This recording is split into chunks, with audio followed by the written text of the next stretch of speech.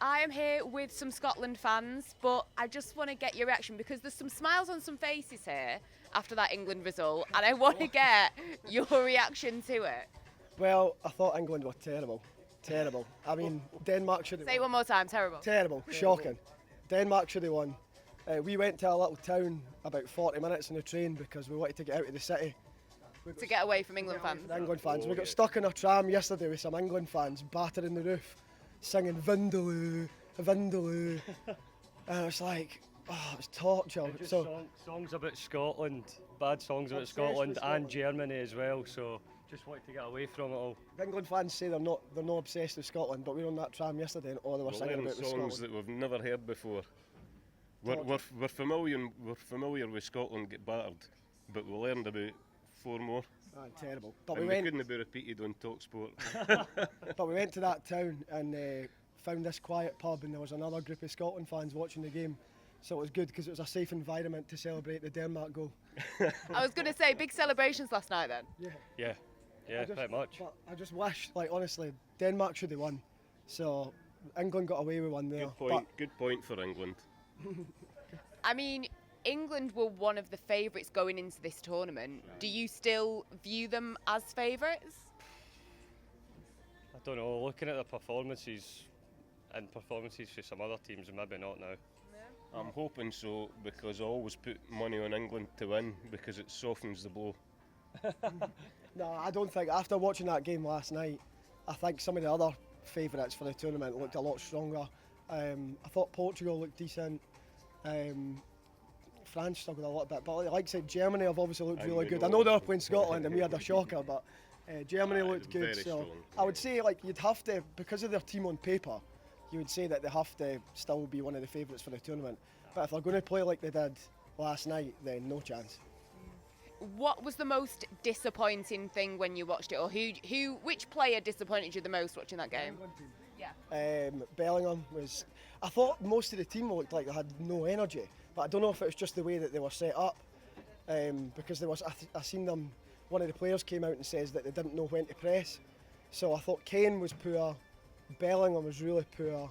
Foden showed little glimpses, but even the likes of Declan Rice. Had a good game, I thought. Kyle Walker, I thought he had a good game. Yeah. And what do you think about this Trent Alexander-Arnold midfield experiment? Do you think it's done now? Nah, I don't know. I think it's done, and I don't know how Kobe Mainoo didn't get any minutes on the park.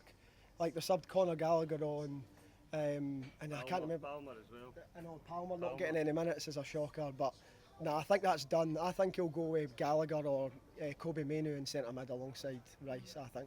Do you think that England fans should be worried? Yeah. I think the ones on that tram we were in should be worried. Nah, I mean, you're basically qualified already, so you can't hit the panic button too much. But I mean, if you get another performance like that in the knockout stages, then England are out. So, on that sense, yeah, then maybe they should be a little bit worried, yeah. A lot of criticism towards Gareth Southgate. Some England fans last night actually called for him to be sacked during this tournament. Where do you stand on that? I mean, I guess for the drama of it for you guys, it'd be great to see. Oh, never a good thing mid-tournament though, is it? That's a shambles if you do your manager during the tournament. Definitely not. They could go out in the next game and blow their opposition away, and then it'll all be forgotten about. He'll be the best manager ever. It would be hilarious if he got sacked though, because I would just be sitting there on the watching all the England meltdowns, all the articles like disaster in Germany. It would be brilliant. And all this talk about England, and you look at the players that they brought on for the likes of Foden, Kane, Saka. None of those names had really that level of high experience. They've not played in Champions League games. They've not been to the World Cup. Do you look at England's squad as good as it seems on paper, but when you look at who they're bringing on that doesn't have that high level of experience, do you think maybe they have missed a trick when you think about James Maddison, Jack Grealish, Marcus Rashford? Maybe didn't have the best personal seasons, but they've still got that experience. Yeah. Oh, aye. They can turn a game, the players that you just mentioned. I know, but it's like the dressing room kind of experience and getting everyone to calm down on the park and things like that. So maybe you'd have just brought the likes of Henderson. He's not going to play loads of minutes maybe, but just for that sort of calming influence in the changing room. But at the same time, you've got to bring the players that are in the best form. And like Rashford, Henderson, Grealish, Maddison, they all had like definitely poor second halves of the season. And you've got players like Eze, and you've got Palmer and Mainu that have been playing, getting man of the match for Man United and teams like that.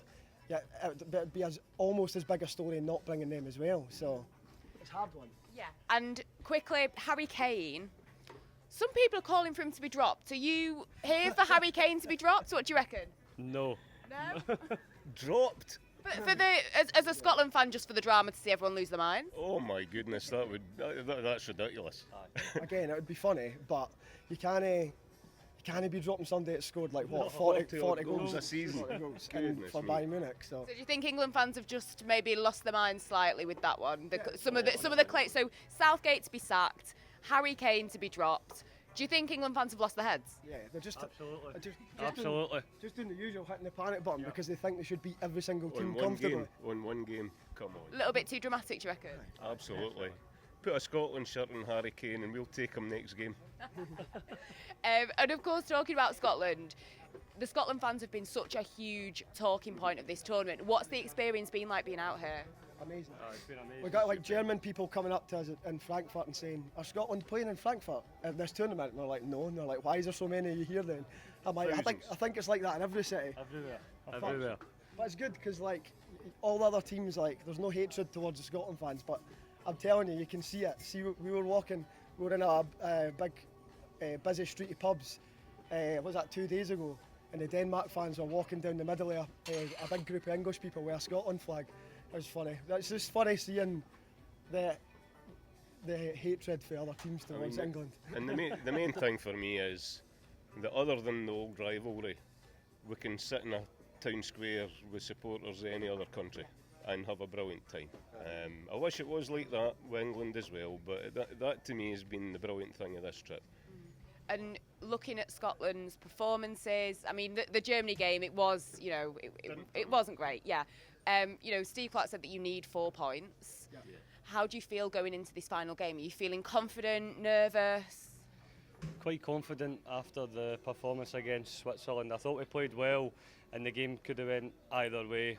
If we turned up like that on the day of the Germany game, I think we could have given them a bit of a scare at points.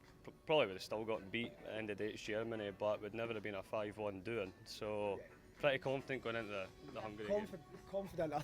I'm feeling really optimistic going into this last game after the performance in the Switzerland game. Yeah. But the concerns are still going to be where we get goals from, because we're heavily reliant on midfielders like McTominay, and then we've just had obviously Kieran Tierney's going to be injured.